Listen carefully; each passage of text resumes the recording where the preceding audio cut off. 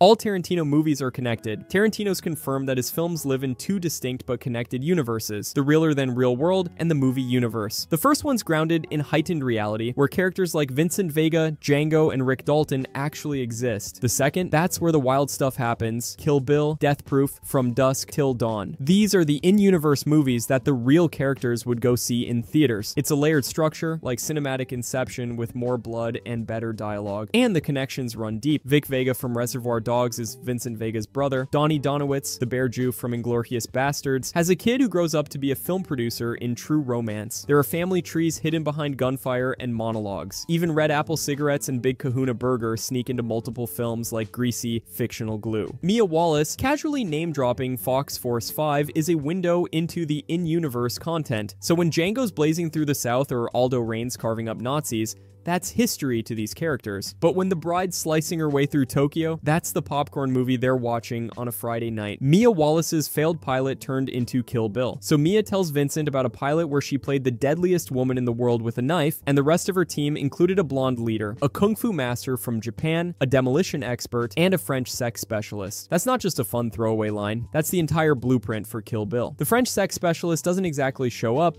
but the spirit of over-the-top femme archetypes is strong throughout. And it's all played by Uma Thurman again, just with more blood and fewer milkshakes. Fans have pointed out that Kill Bill could literally be the made-for-TV version of Mia's pilot, existing as a fictional movie within the Tarantino movie universe. That lines up with what Tarantino said about his films existing on different levels. So in the world of Pulp Fiction, maybe someone made that Fox Force 5 pilot into a movie, cast Mia's character again, and went full Grindhouse revenge mode. It's like her little joke became an in-universe cult classic. By the way, if you guys like movie content like this, I would really appreciate it if you could subscribe. Thanks. Anyways, the briefcase contains Marcellus's soul. That's the famous Pulp Fiction theory, and fans have stacked their case like it's holy scripture in a noir paperback. First clue, the combination is 666. Not subtle, not accidental. That number screams hellfire and soul dealing. Then there's the band-aid slapped on the back of Marcellus's neck, right where some traditions say the soul exits the body. It's not a fashion choice. It's a wound cover, a metaphysical bandage. When characters open the case, their faces don't say, "Oh cool, diamonds." They're lit up literally by a golden glow, stunned like they've glimpsed something divine. That reaction, paired with the glow, matches the idea of a soul, something weightless, priceless, and untouchable. Theories go further, pointing to Jules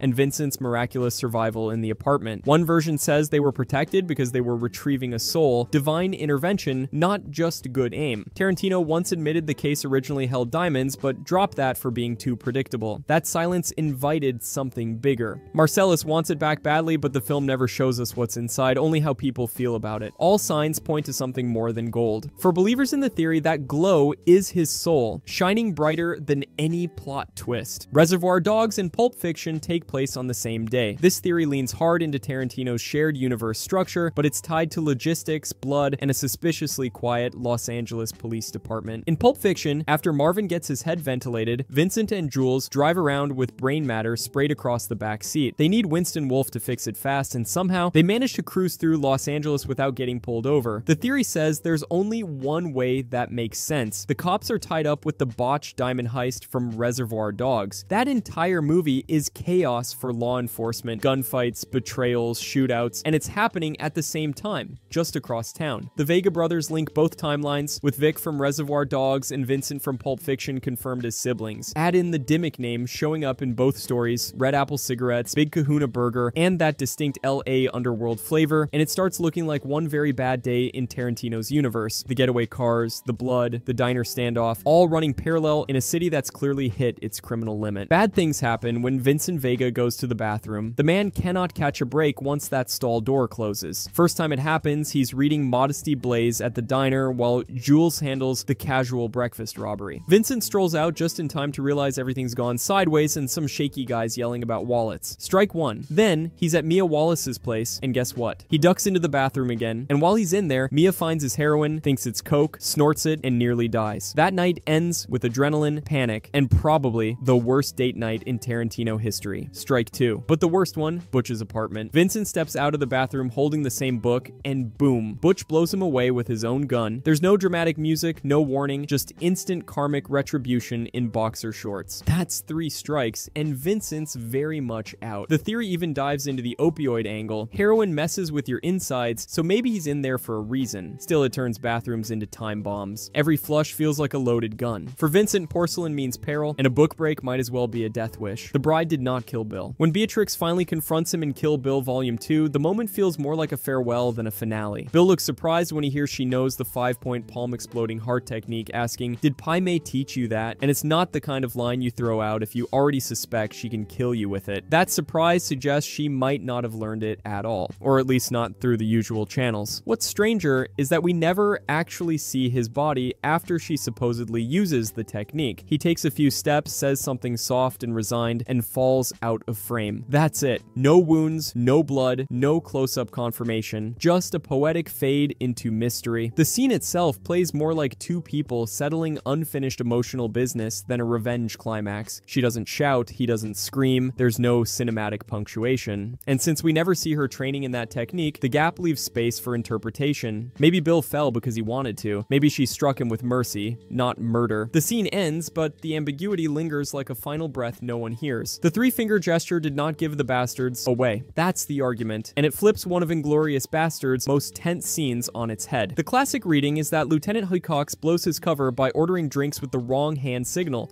palm out, index middle ring finger, instead of the German thumb index middle combo. But according to this theory, Hellstrom had them pegged long before anyone raised a glass. He starts digging into Huycox's background almost immediately, poking at his accent, asking loaded questions about obscure German films like Piz Palu, and testing his fluency in ways that feel less like small talk and more like an interrogation. Hellstrom was setting traps. The gesture was the trigger. That's when he stopped pretending. Supporters argue that Hellstrom, being a sharp, culturally savvy officer, already clocked the inconsistencies in their stories and just waited for the right moment to act. The gesture might have been theatrical, but not decisive. It gave the audience a visual, while Hellstrom was already 3 moves ahead. The theory reframes the scene as a slow burn of suspicion, not a single slip-up, making the eventual explosion feel like a checkmate, not a fumble. Mr. White is related to Jimmy Dimmock. This theory hinges on one juicy little detail hiding in plain sight: the name Dimmock. Mr. White from Reservoir Dogs, played by Harvey Keitel, is referred to in some sources as Larry Dimmock. And over in Pulp Fiction, Quentin Tarantino's character, the one yelling about coffee and dead guys in his garage, is Jimmy Dimmock. The matching last name has fueled endless speculation, and fans didn't need much more to connect the dots. Maybe they're brothers or cousins, or possibly even father and son, depending on how generous you're feeling with the timeline. The real kicker is that in the original Reservoir Dogs script, Mr. White's last name was Dimmock from the start, not something tacked on later. This wasn't a throwaway coincidence. It's the kind of subtle tie Tarantino loves, just enough to spark obsessive theorizing, but never enough to confirm it outright. Jimmy's uptight domestic life feels like a wild left turn from Mr. White's cold-blooded professionalism. But the Dimmock blood might explain the shared no-nonsense attitude. They're both fast-talking, irritable, and allergic to nonsense. Tarantino let the surname slip into 2 worlds, and suddenly a family tree started growing between coffee grounds and bullet wounds. There's a different Bible in Tarantino's universe. Jules Winfield's chilling speech in Pulp Fiction is supposed to be Ezekiel 25:17, but go check a real Bible and you'll hit a wall fast. The path of the righteous man line was total invention, and the tyranny of evil men part is nowhere to be found. Even the famous furious anger line only vaguely echoes the original verse. What's wild is that Tarantino pulled most of it from a Sonny Chiba martial arts flick called Karate Kiba, then Frankensteined it into something that sounds like fire and brimstone scripture. And yet in the film, Jules treats it like divine gospel. He quotes it during a hit, during breakfast, and while contemplating redemption. No one questions it, no one blinks. It's treated like a real sacred passage in that world. That's what fuels the theory. Tarantino's universe might have its own version of the Bible, and this is just one glimpse of it. The altered verse shapes decisions, symbolizes morality, and seals fates. That invented scripture becomes law inside the story, like a spiritual code rewritten for Tarantino's bloody sandbox. It's less theology, more philosophy with a gun in its hand and a suitcase full of mystery. Once upon a time in Hollywood's ending is Cliff Booth's acid trip. That's the theory, and it starts the moment Cliff lights that acid acid-dipped cigarette and casually mutters, "And away we go." From there, things spin into a surreal fantasy of ultra-violent heroics. Cliff walks Brandy, hears intruders, and transforms into a one-man wrecking crew